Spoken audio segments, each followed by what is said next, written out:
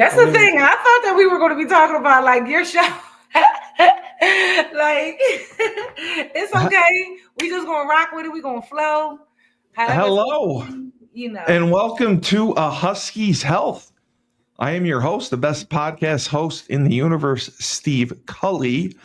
I would like to thank our sponsors at Procyon Partners. Procyon Partners, they're one of the top 50 fastest growing companies in the nation.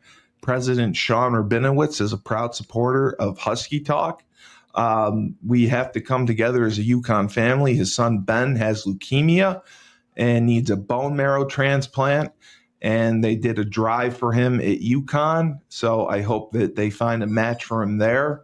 We're also doing drives at other universities, and you could be the match to save his life. If not, we'll put the link to the website in the show notes, and you can have a kit sent to you and do the test, mail it back, and see if you're the match. Also, Pete Finch, the Finch firm. If you have suffered a personal injury, if you have been arrested, wrongly convicted, feel your rights have been violated, if you've been bitten by a dog, the Finch firm is for you. He offers all sorts of services, and if you're ever in a pinch, call Finch. And then Bleeding Blue for Good, Mike Burton is a huge part of the reason we've won 7 games in football. But he can't do it alone. We have to step up and continue to raise the NIL money. We're seeing it pay off and make a difference with the players that we're getting. And if we can continue to do that, we will have success. We will get into a conference, and our long-term longevity, at least, will be productive, and we won't have to worry year to year. So now I get to introduce my co-host and cohort, my partner in crime, who has his own podcast, All Black Men Need Therapy, and also has an incredible job with, is it Tech Systems? Yep, Tech Systems. Yep. See, I got that right. Chris Bellamy. Thank you. My man. He's been away. So we appreciate him coming on, and he's a little under the weather. And we are excited. And we have another guest. Husky's health. Yeah, I'm under the weather. So my health is in question right now. And then our superstar from last week, Keisha Cummings for To Love LLC, wants to spread love and respect and treat people well. And I love everything that you're doing. And your podcast was a hit. I've never had a podcast that's gone over 2 hours that has gotten as many listens as yours did. So thank you for joining us on here. And it was my mistake because I was just so enthralled in everything. I didn't really get a chance to talk to you about your business and what you're doing, because you're also focusing on the struggles of young Black men, especially in the youth age. So I just wanted to hear a little bit more about that, since being the best podcast host in the universe, I forgot to ask you about your work. Thank you for having me.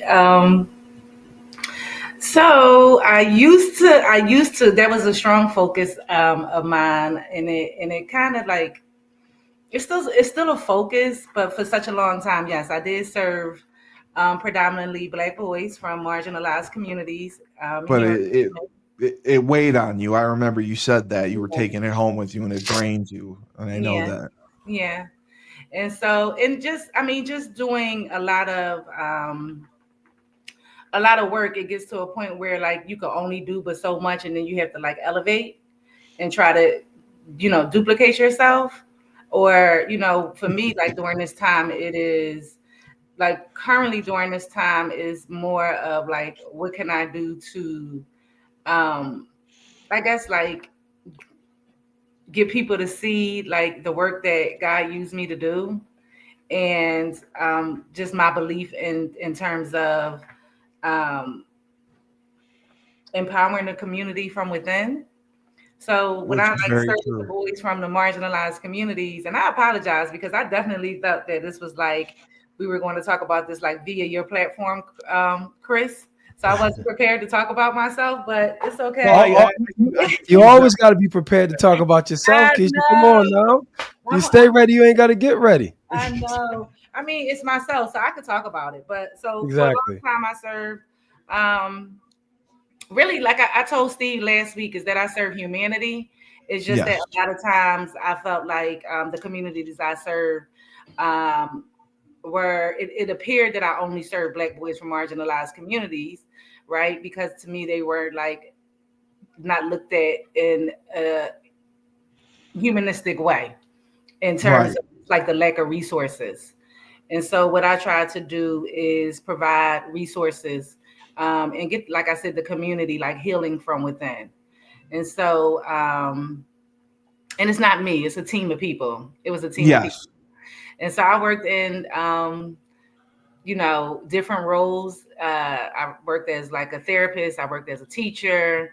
And so what I did was say, I'm going to leave and like create my own system of desystematizing love. And so it was difficult for me to really talk about like different programs or different things I did because I just looked at it as love, right? But I mean, it stemmed from finding housing, from connecting them to different yes, resources in terms of mental health, helping them, court appointed youth, just everything to basically tackle poverty, right? yeah, And all yeah, the because it's things that, everywhere. yeah, and the things that come from poverty, and especially the trauma that comes from it, Chris, right? And so, and Steve, and so, yeah, and so, I mean, any kind of way that you can serve a community, I probably did it. Whether or not it was That's what's mutual up. aid, whether or not it was housing, whether or not it was going to court, Yeah, advocating for a difference in education. I'm really big on school choice.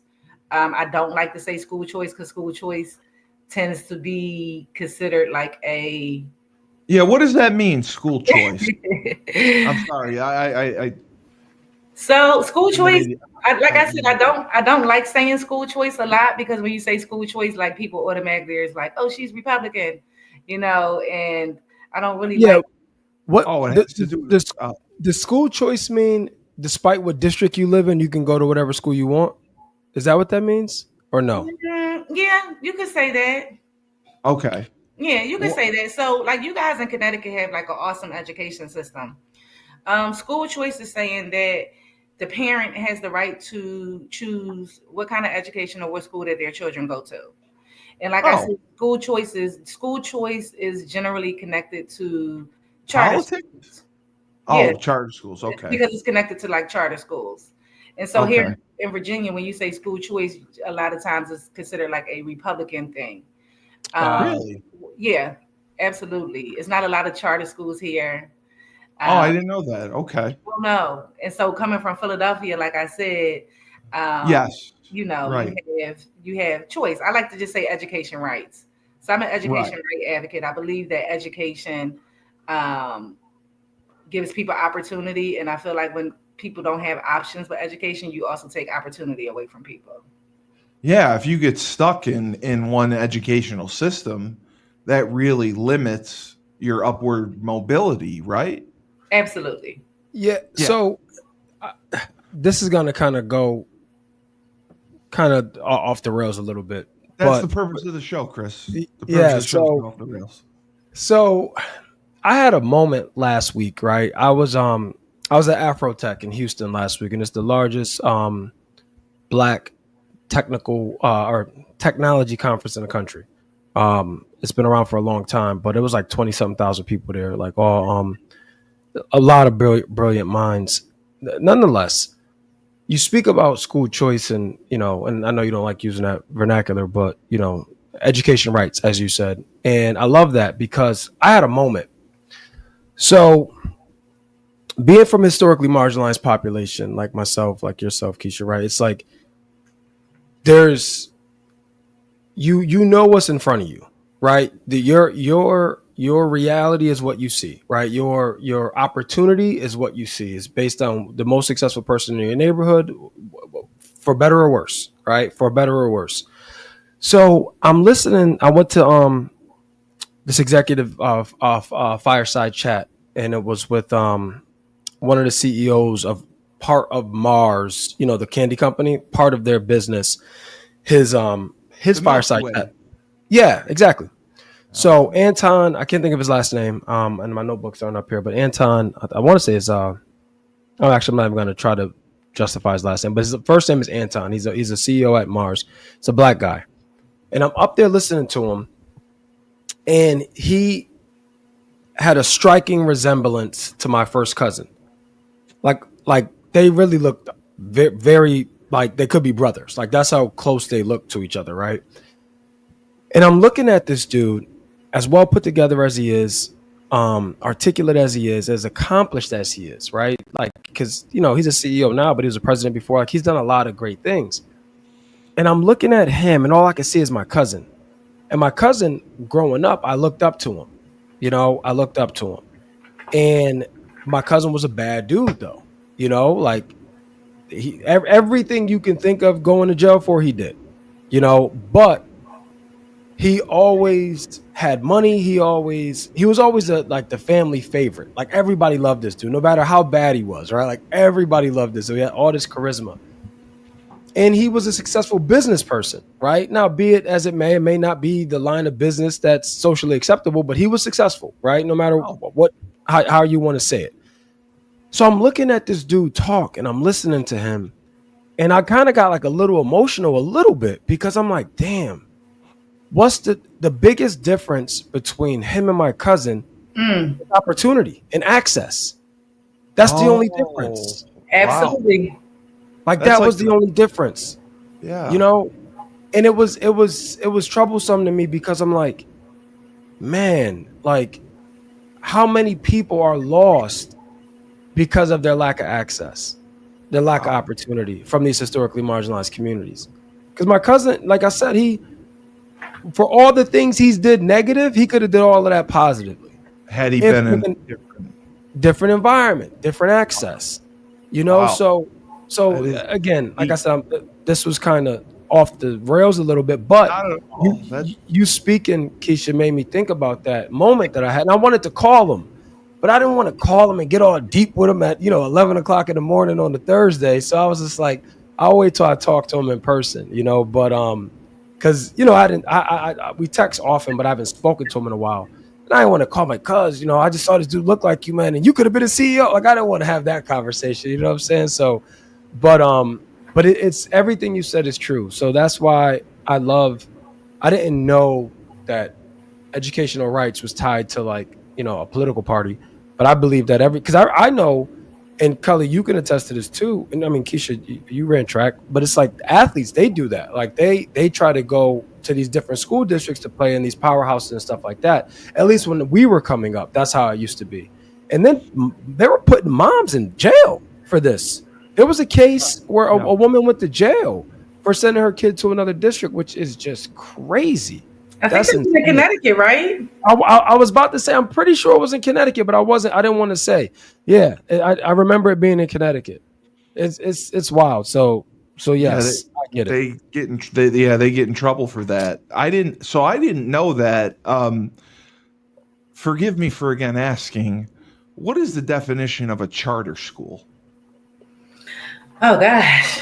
Okay, so a charter school, you have different kinds of charter schools. Because we don't have them here. That's why I ask. In New York. There aren't charter schools in Connecticut? I'm in New York. Cully's in New York. Yeah. Oh, you have some of the top charter schools in New York. We do. Yeah. I'm not in the city though. I'm in. Okay. Yeah. Okay. This is such a touchy subject. It's so many different things I want. Yeah, really? Jersey, Canada has a charter school in New York, and it's funny that you say this because I want to. It's not like a prep school. It's not like a private. No, the charter school is a public school. Oh, okay. A charter school is a public school, and what happens is a charter is like a contract. Like a charter school is saying like your charter is your agreement.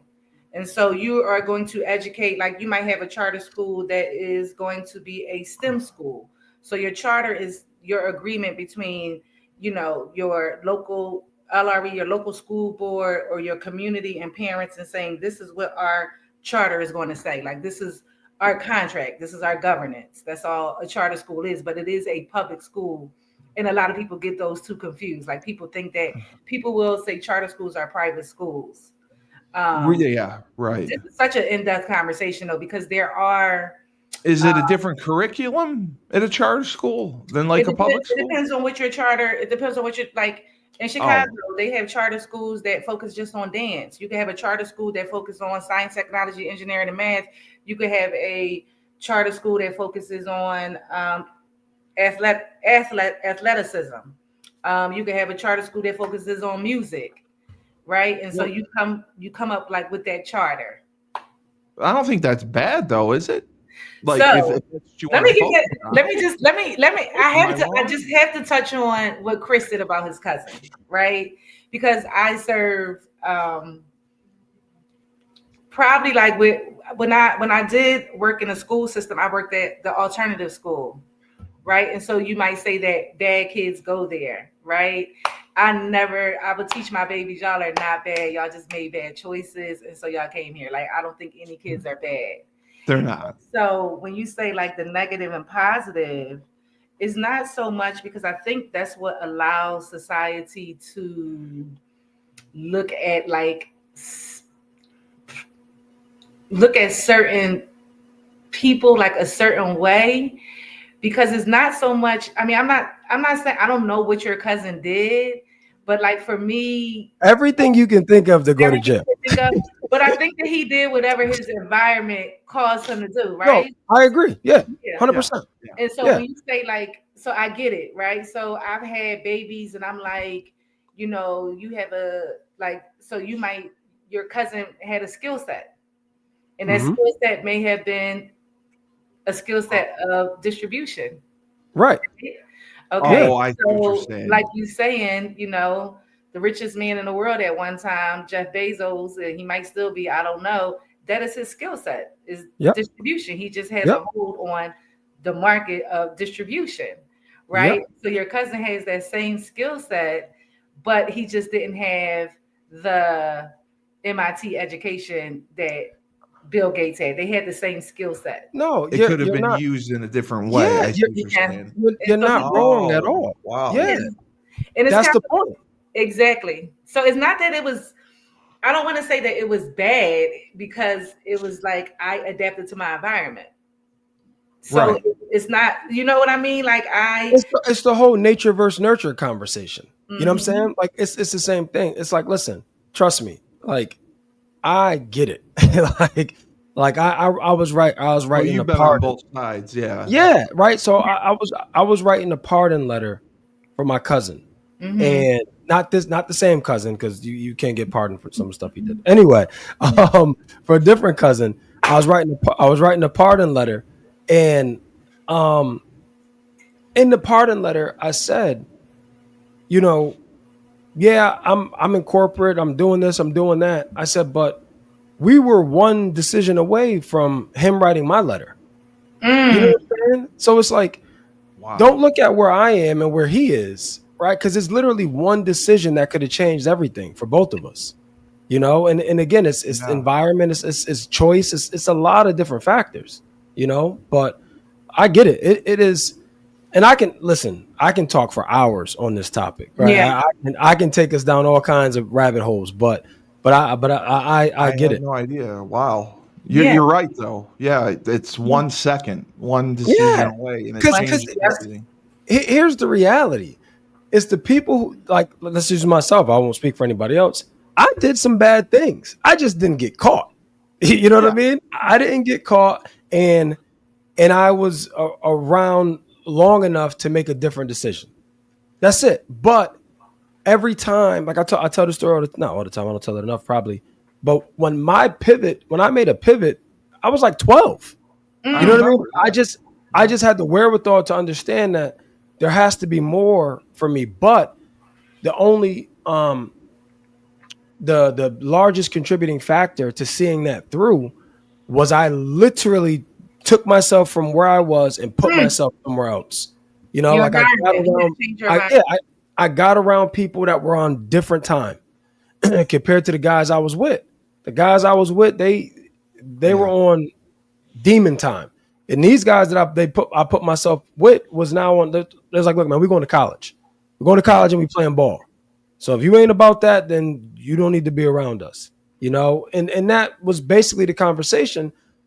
But now I got something to look forward to, you know. So, but how did you have the ability to remove yourself from your environment? Because sometimes people don't have. It's amazing to be able to do that. Keisha, I don't know.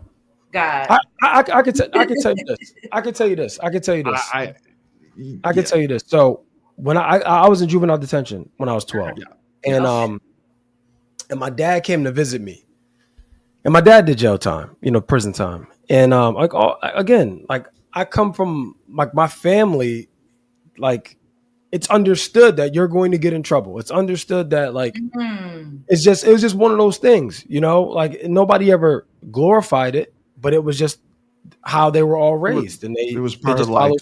Yeah. So anyway, my father came in, and my father's disciplinarian, and I grew up with both parents, and my dad he ain't play around, like he was no nonsense, and but when he came to see me, I was expecting, you know, I don't know what I was expecting, but what he said that really sat with me, he was like, and he wasn't angry, he wasn't upset, he was just like, look, man, you got to make a choice.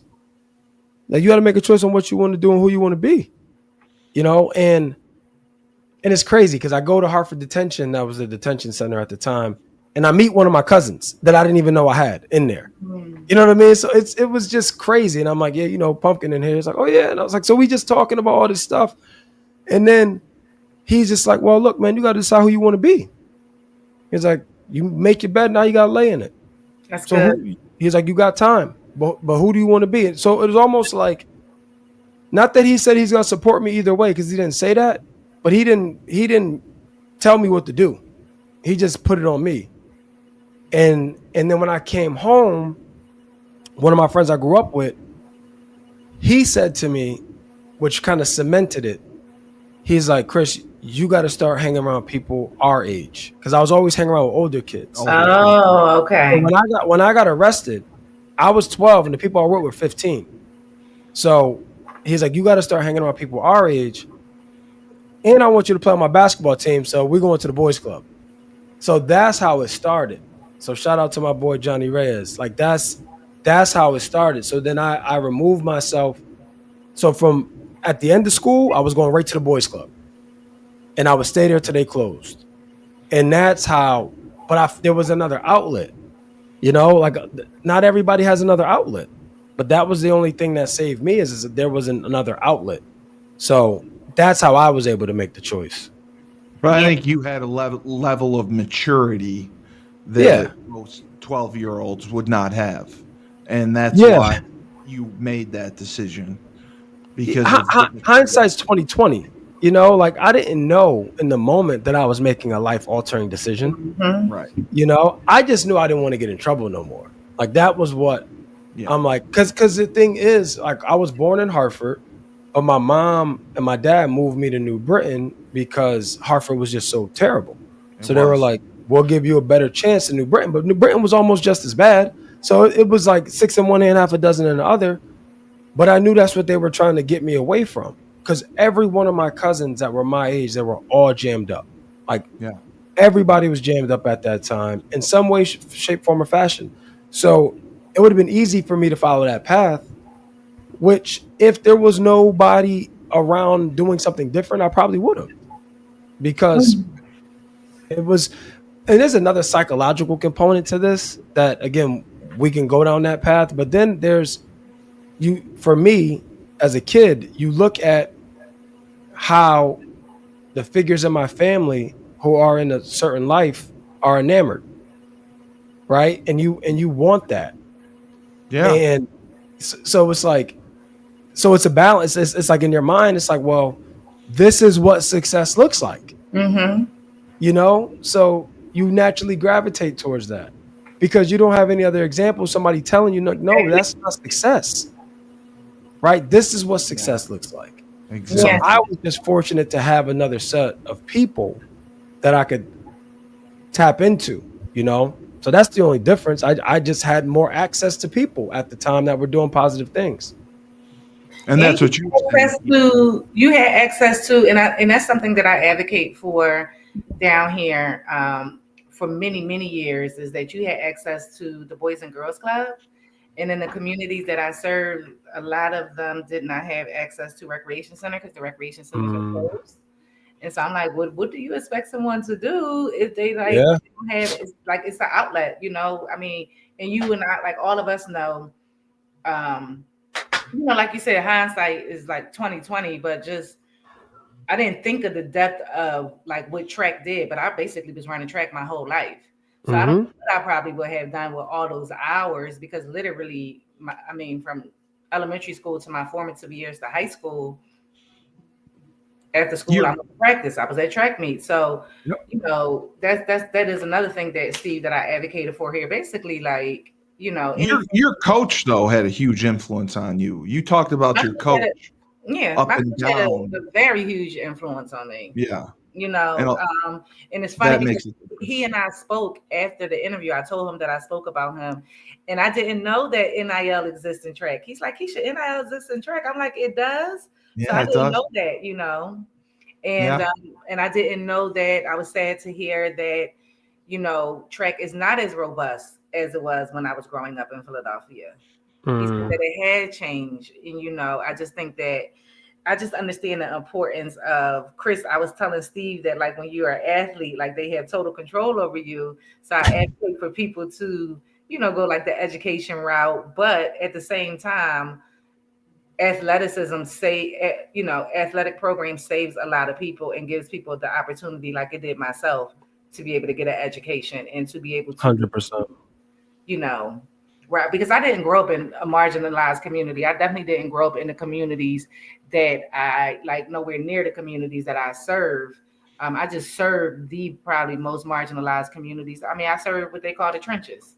You know Mm-hmm. what I mean? But I grew up in Philly. You know, I just grew up in West Philly and in Uptown, Mount Erie. But you know, no, I ain't grow up like, you know, but in nowhere near like in the communities that I serve. Um, Yeah. The other thing too that I was thinking about this, like in like I was just had a conversation a while ago about leadership, right, in corporate, right, and how you lead teams and everything like that. And the biggest difference is, speaking of youth sports and athletics, the biggest difference is those kids that, let's just say high school age, those kids that are being coached from those communities, they all got one thing on their mind: it's how to get out. Right? It's like how to get out, how to make a way, like how to get college paid for because they probably can't pay for it on their own. I know I couldn't. So Yeah. those coaches can push because provided there's trust between those players and that coach, There's they incentive. know that, yeah, it's like this is in my best interest to listen. You know, he's my best shot or she's my best shot to get out. You know, like if I want another way, this is what it's gonna take.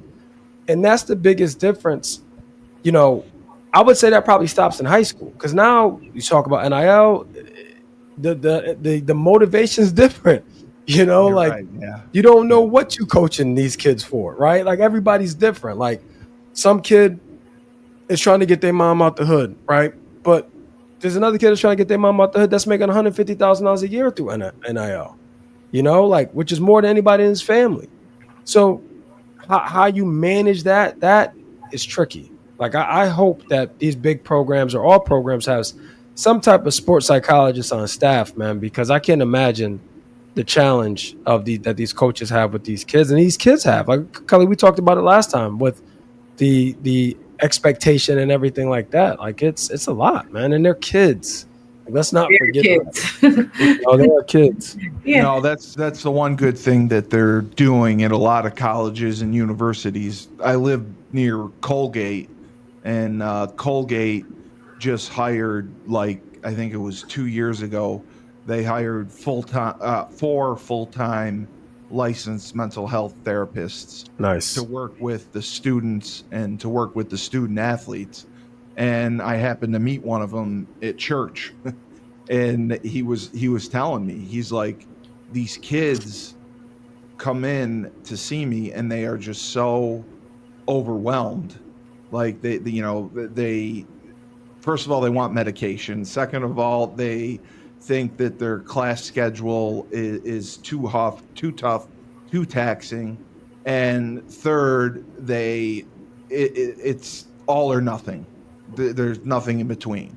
It's like, I'm either going to make it, or I need to leave. I need to transfer. Right. And they have to spend Mhm. time working with them and coming up with a treatment plan for them, and trying to get to earn their trust, so they believe that they know what they're talking about, and that they can get them on the path to graduate. And he told me he was sad that, like, his first year, that I think he said it was like a quarter of the kids that he saw ended up taking a leave or dropping out, just because they couldn't handle the stress, the pressure. Once you get into the university, it's all joy, rainbows, and sunshine. And then when you get there and you have to do the work and the expectations, that's when the kids, like, he said, he never had seen such a level of depression among kids that of that age group, when college is supposed to be the happiest time of your life. It's supposed to be the Yeah. best time of your life. And these poor kids were struggling on a daily basis. And, like, they were only supposed to see him sometimes once a week, and he was seeing kids 2 and 3 times a week, because he felt that they were so close to doing something harmful, because they couldn't deal with the pressure, or he felt that they created the narrative in their head that there was this pressure or this expectation from their family or from their professors, instead of just communicating and having that transparent and open communication. And that's what Chris had talked about, what he started doing on his podcast. That made the biggest difference. Once you open up and you talk and you have those conversations, a lot of things can get worked out. Right. So that's why I was curious, like with Keisha, because you're dealing with, like, it seems like a broad range of people, people who need housing, people who need a different type of education. I don't even know what a charter school is. It was So, we don't have a lot of charter schools here at all. okay. Our Virginia, unfortunately, the laws don't allow for charter schools to thrive here. But it Like, sounds like it's a good thing, though. It sounds like you can focus on what you want to focus on. I'm glad you brought that back up Is that because wrong? I'm just it's so that many. It's funny because you just said it was like all or nothing, and that's how yeah. I think. Like in terms of education and why I believe in educational rights. Like Okay. I don't believe that when you come from a certain zip code and you have to go to your neighborhood school, it's an all or Yeah. nothing education. And everybody doesn't learn the same. So I believe that you should have the choice to be able to choose how you get educated. But my mother, shout out to my mom. That's a picture of my mom right there. She's no longer here, but my mother was a Philadelphia public school teacher for 36 years. Oh, God bless her. My aunt just retired from New York City public schools. Oh, even God bless her. Yes. And so they absolutely, that's why I'm someone that gets it. Like they absolutely oppose charter schools, right? So they're not great. Uh, My mom did not like charter schools. okay. I grew up Okay. with family that were. I grew up my with servers. I grew up under the tutelage of servers, like how you, Chris, grew up, and you said that it was like known in your family that you would probably end up a certain way. Like my daddy was a server. My mother was a server. Like I grew up in just a family, both my mom and dad side of people who served. But yes, when charter schools were coming out, because in Virginia, I was part of the uh, first elementary charter school here, which came in 2012, and And so my mom was just like, Keisha, I can't believe it, because it is some cons to it. It's pros and cons, right? So, Really? oh, absolutely. So if you have, Oh, wow. like in Okay. Philadelphia, if you have, because what happens is, um, public schools are funded by tax dollars, Yes. right? And Yes. so you get the funding based off if the child goes there. And if Correct. you don't have children that go there, then your enrollment drops. And then therefore, sometimes the school, like a school can close down because of Yes. Yes. it, right? I've seen it happen. Yes. Exactly. And so my mom, or, would like, she didn't particularly like that, because a lot of schools in Philadelphia, um, people would say that they were closed because you don't have kids there. But I Because would they're say going to charter schools. because they chose to go to a different school. So my Oh, thing is, well, they chose to go to a different school. Another thing in terms of charter schools, like some people say it privatizes education, because you can pick and choose who comes in some yeah. instances. Like, so you might not have charter schools that, if you have a school full of kids that have IEPs, and a charter school might not have the capability to take those children. And so, like, people might say charter schools take the cream of the crop. Oh, So okay. yeah, so I mean, there are like, I get it. Like I tell people, like, when I'm advocating for charter schools, is that and I don't like to say that, because I'm advocating for educational rights. I don't care if it's a charter school. I don't care if it's a micro school. Like, I'm focusing on micro schools now in Virginia. Okay. Um, because our charter school laws are just so, it doesn't allow for a charter school to really thrive here. Wow. Micro schools, project based learning schools, community schools. I just think that competition is creates, um, when you have competition. When you don't have competition, then you just get, like I said, that one size fits all. It's stagnant. Yeah. Stagnant. Like Yeah. the communities that I serve, they have to go to schools in which they're zoned to, and sometimes it doesn't work, and they don't have Right. any other choice. And There's no so, other options. yeah, like, Wow. I believe that, a lot of times people are opposed to school choice, but you're saying that from a place of choice, where you can, like, pick a house. People go house shopping, and the first thing you do as a parent, you're like, let me see what my school zone is.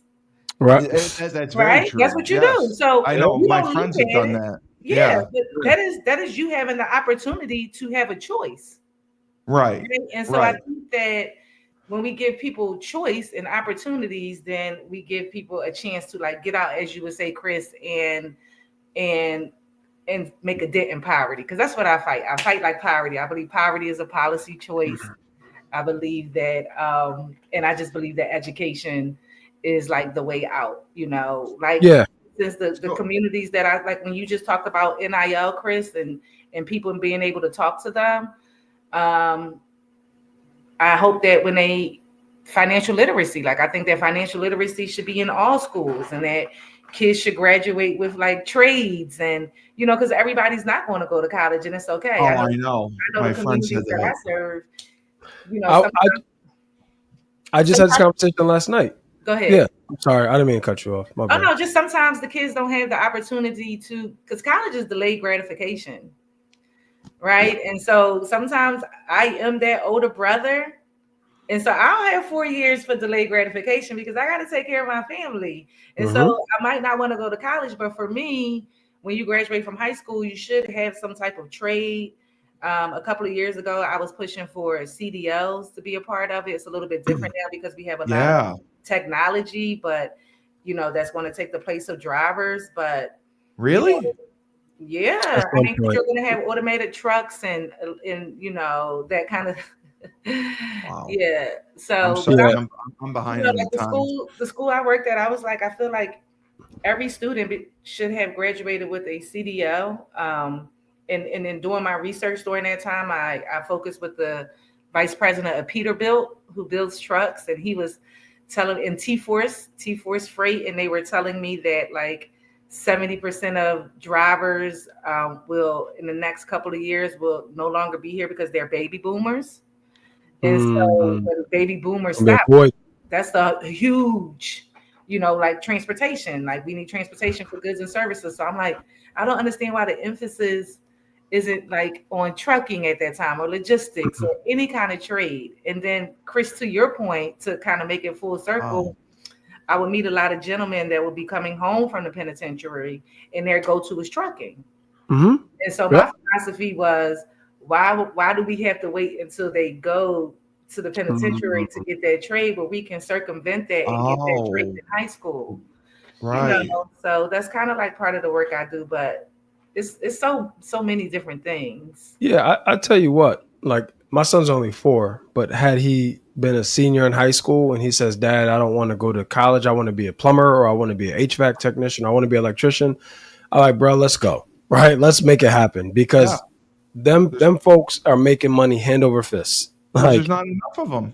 there's not enough of them because there was this big college push. Which hey, look, I got a degree. I understand the importance and all of that, but I'm completely open to my child wanting to do something in the trades. Completely open. Whereas at one point I wouldn't have been, but I'm Yeah. Right. completely open. Right. I think Right. because like when we grew up, it was like go to school, get a good education, go to college. That's what Yep. we were taught. Yeah. Yeah, that's Yep. what we were taught. And then, like you said, Chris, it's like, I mean, electricians, plumbers, making boku money. Yeah, because Boku money. nobody's doing it. I Nobody's mean, doing it. You Yeah. can't get them. Like they're so hard to get. Like just getting on their schedule is crazy. Like it'll take perfect it'll be a month. example. Yeah, more than that. My HVAC system needed to be serviced, and I called 3 weeks ago. I called in October, and they're like, "Yeah, we can get out there on 12/2. Are you gonna be around?" True story. Like this just happened. 12/2. I'm like, yeah, I guess I'll be here. You know, because Yes. if I wanted to come out earlier, it'd be an extra charge. But Yeah. Oh that's my God. it's Wow. crazy, dude. Yeah. I'll give you another story. One day I was traveling. My wife called me. She was like, the radiator's leaking. I'm like, all right, just have them, just call them, see what's going on because I'm not there. Yeah. Bro, they came here. This would piss me off, but it's like, it is what it is. They tightened up the bolt on my radiator.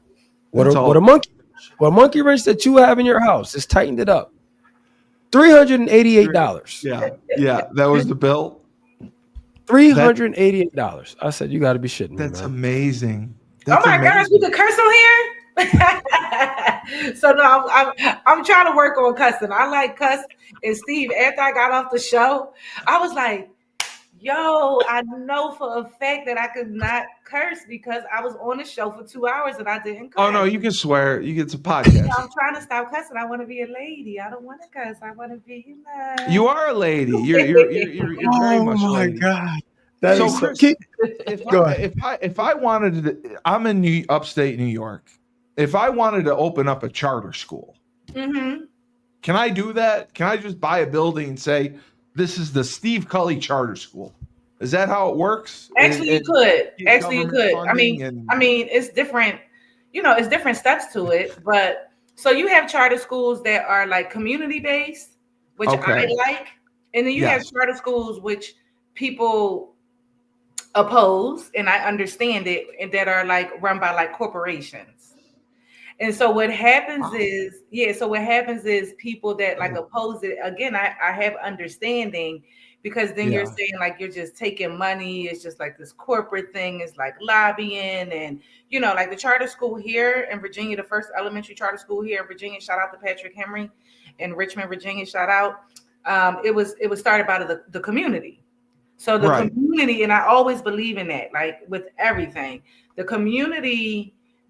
This is it's funny, right? So the community got together. They said we want to have a school for the kids that we serve. We don't, like what we see in terms of the traditional RPS schools that we have to send our children to. So they created Patrick Henry Elementary Charter Schools. The school it's a science, technology, engineering, and math. Well, it's a science focused school, right? But the community got together. The community came up with the governance. The community came up with the charter, which the curriculum and supposed to be able to teach science through because it's Yeah. connected to a forest, right? I like that. Okay, so let me just tell you, each state is different, right? Okay. So, Okay. so what happened was here in Virginia, you have to go to your public school board, and they say yes or no. They have control over Oh, whether or not you want to have a charter school. the Some other school states board. aren't like that. Like Florida has really good charter school laws, if I'm not mistaken, because I've been kind of off the charter school train in Virginia, um, probably the last 3 years because it was so difficult for us to get policies in place for it to be a successful charter school. So what makes it Okay. a great charter school is, let's say Chris, right, or you, Steve, you have the autonomy to hire and fire who you want to, and then you have autonomy over your funding. And so Oh, what happens is, if you wow. are, Steve, you want to open up that charter school in New York, the child gets $10,000, which I'm sure is more to be educated from the state. When she decides or he decides to go to your school, you will want that $10,000 to come, right? In certain I schools, the yeah, money I think doesn't, so. all of the money doesn't follow the child. So, like in Virginia, when we started, Oh, 65% followed the child. what do they do with the rest of it? They just kept it? It's a Yeah, great question. yeah, Oh, right. that can't be legal though, right? Are you Well, allowed to that's keep just it? how the laws are. That's why I'm saying we Oh, don't have okay. great laws. Like, so in To DC, regulate it. I yeah, see. in DC you have a traditional public school board, and then you have a charter school board. So you have that charter school board that governs the charter school. So it just I depends from got like you. state to state. Yeah. Like I said, in Philadelphia, you can hire and fire who you want. In Virginia, and again, it's a good thing. It's pros and cons to different things in certain states. So, for instance, Chris, you obviously could teach physical education. Steve, you could teach physical education. Somebody might say, or let's use Bill Gates for example. He can't work as a technology teacher because he's not a certified teacher, but clearly he knows about technology. So Oh, yeah, okay. so it just depends on the laws, depends on the policies. That I mean, the laws in each state, our laws in Virginia aren't really good in terms of bringing charter schools here. Chris, I wanted to ask you, I didn't mean to change the subject. I saw on your LinkedIn that I think you did a presentation on principles of fatherhood, principles of being a dad. Yeah, something like that. I was Yes. reading it and I was What I impressed. was I just wanted to hear more about it. no, what I'm so thank you for asking. So what I've done, and I don't want to take too much time, but what I've done is I've gone on this like crusade to being a single dad, at a young age, and what I understood to be true, what I now understand to be fact, right? Like, long story short, when I ruptured my Achilles 2 years ago, I had a lot of time to think. And during this time, I kept asking myself, like, hey, are you called to do more? Are you called to do more? Are you called to do more? And I couldn't answer that question because I wasn't sure what that was. Like, I felt like, could there be more I can be given to the world? Yeah, absolutely. But what, I didn't know. Right. And I don't want to be a talking head. Like, yeah, I think I have a compelling story, but I don't know that my story's that much better than somebody else's. Right. But because that's subjective. Right. But Sure. then I got Sure. to thinking, I'm like, I'm objectively a good father, right? Like I've Very good raised a thought. successful daughter, right? As a teen dad, as Tough a age. Yeah. yeah, as a single dad with custody, I'm like, I can subjectively say I think I did a pretty decent job, and objectively I can say I did a good job. So I'm like, that just gave me the confidence to say, okay, well, how many more people need to hear about this? And not necessarily my story, but how to help them in their fatherhood identity journey. That's So it. Yeah. so that's what I've been putting together. So the last 30 days, today's the 30th day actually. I'm gonna release a video when we get off. But I I've thought that just been was I was just talking about I've been talking about the fears, desires, and frustrations of a dad. yes. And that's all leading up to I put in to teach this workshop on navigating fatherhood identity for the New England Fatherhood Conference in March. I find out on Friday. if I got selected or not. But it's gonna be like a Oh, it's 2 hour. done. You got Huh? selected. You got selected. No, I read Oh, it. I was reading it on LinkedIn because I couldn't have a goldfish, let alone a kid. But I was reading it and like I was just impressed with how it was structured, how it was written, and I think it was day 10 that he was yeah, on. And yeah, I was following it where it was going. I didn't know that it was you were kind of putting together a workshop because I yeah. think that is so valuable and the knowledge that you're giving other people is going to make such a difference. And you absolutely belong in that conference Thank you. I because appreciate that. Yeah, Chris, that sound real dope. Like that Thank you. sounds go really, on LinkedIn. really Yeah. It's that's actually on my dope. Instagram, Cully. I put it on my Instagram. It's on my You read it on my It's on your Instagram. Instagram. Yes, on Okay. my Instagram. Yeah. And Chris, I It's don't in- know because I just wanna. That's how my brain think. I always just think of like ideas for people. I Yeah. don't know if you thought about this, but like that could you could even go into like a high school curriculum because I know I serve a ton of young fathers and that's another thing I try to debunk that myth in terms of like black men, especially young men not being fathers. Like the babies I serve are, and when I say babies, y'all, they be like 16 to 26. They just my baby. People be like, "Oh, I thought it was a baby." I'm like, "That's my baby." No, Okay. Right. they're So, still kids. but they Yeah. are awesome, awesome fathers.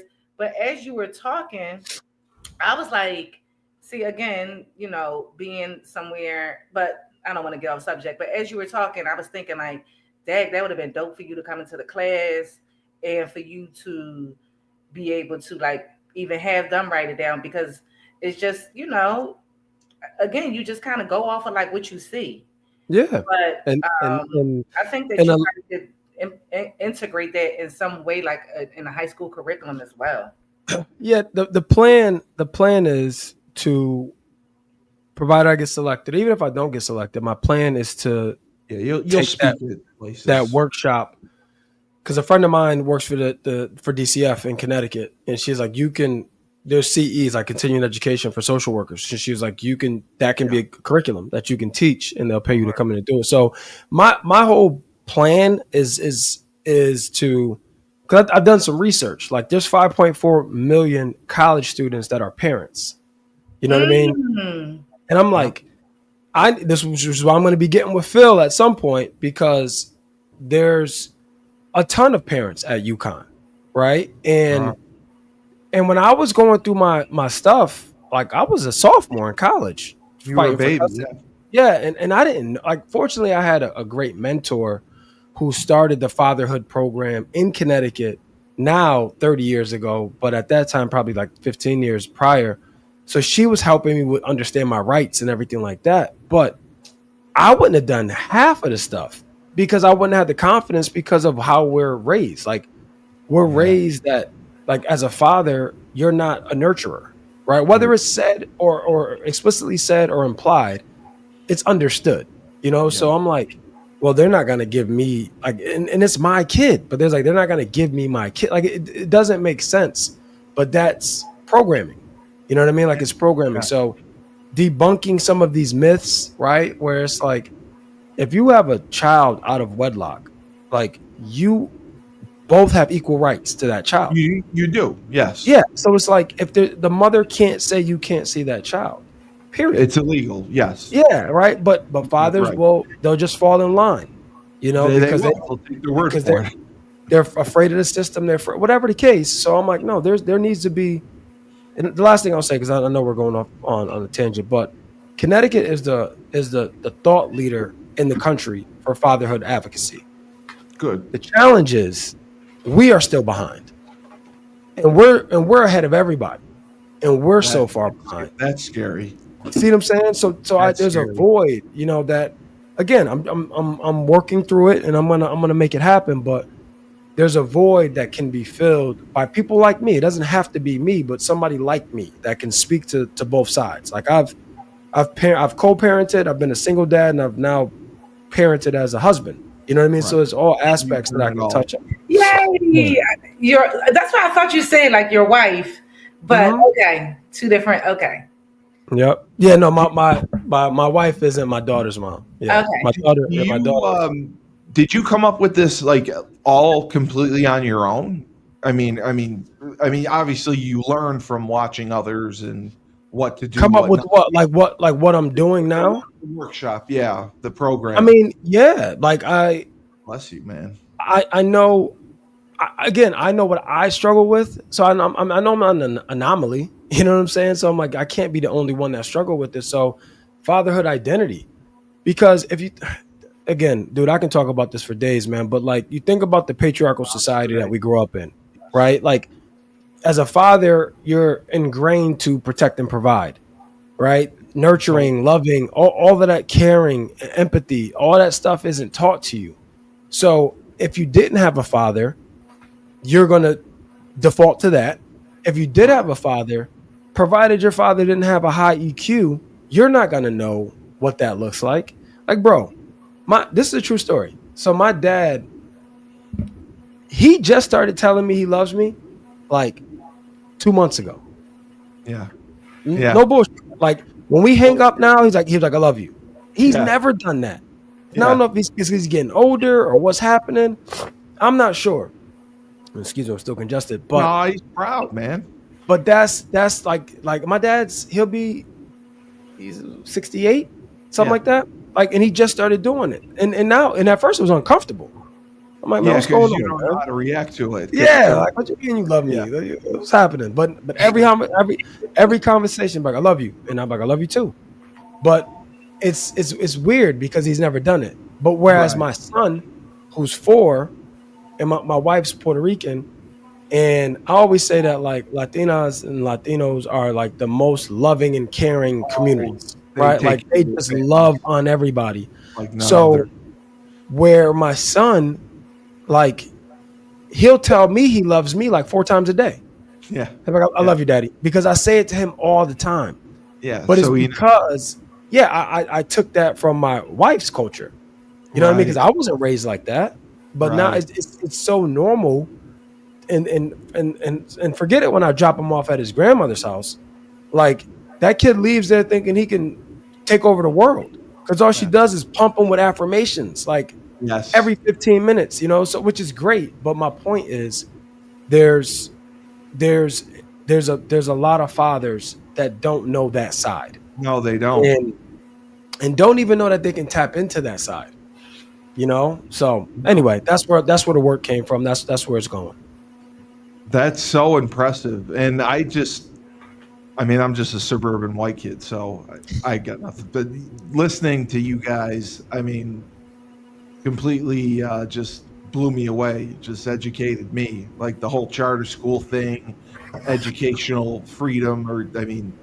I had no idea that was like a hot button issue. And like you're right. If you get stuck in a school district that doesn't fit and you can't go anywhere else, and you're getting bullied or whatever, and you're really struggling, I mean, you're doomed. I totally understand that and can see how that happens.